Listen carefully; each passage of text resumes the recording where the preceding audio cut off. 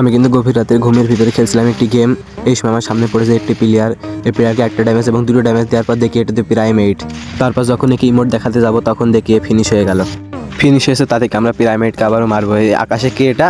Pyramid কিন্তু আবারও লেগে পড়েছে আমাদের সামনে। এবার আমরা পিরামিডকে মারবো। জন্য এই হিসাবে আমরা পিরামিডকে একটা শর্ট কানেক্ট করবো।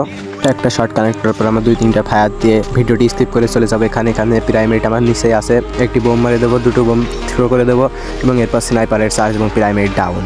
পিরামিড কিন্তু পরপর আমার কাছে 2বার ডাউন হলে এবার আমার টিমমেট যেতে সব মরে গেছে। আমি আমার টিমমেটকে রিভাইভ দেবো। এখানে সামনে তোমার মাস্টারটাগুলো ফেলে টিমমেটকে রিভাইভ দেবো। রিভাইভ দিয়ে পিরামিডের পর আমি আবারও রাশ করে দেবো। এই সময় কী হয় আপনারা দেখুন।